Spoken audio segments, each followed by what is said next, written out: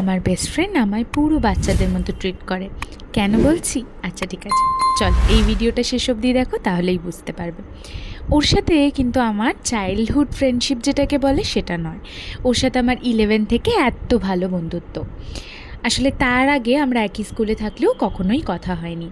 তো সেই দিন, এটা ছিল অ্যানিভার্সারির আগের দিন, মেহেন্দি পড়ছিলাম। তো আমার বাড়িতে সায়ন্তিকা আর ঋত্বিক এরাও এসেছিলো।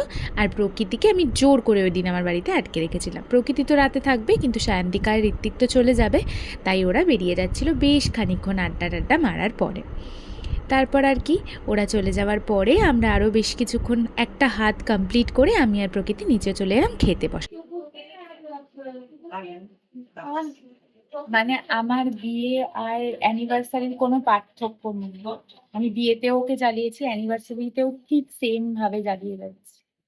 মুন্ডু আগে আনবি। বাবা, এটাকে পেছনে, আমার হাতটা পেছনে দে। হ্যাঁ, নাহলে আমি খাওয়াতে পারবো না। ডেনাকে আটকে যাবে মাঝখানে। আমার গলা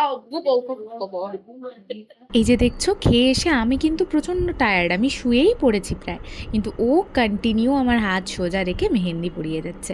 এতটাই প্যাম্পার করে যে অলওয়েজ আমার বায়না ও শুনতে থাকে। সেটা আমি তোমাদের সাথে আরও একটা ভিডিওতে শেয়ার করব। এই মেহেন্দি নিয়েও আমার কত বায়না ছিল।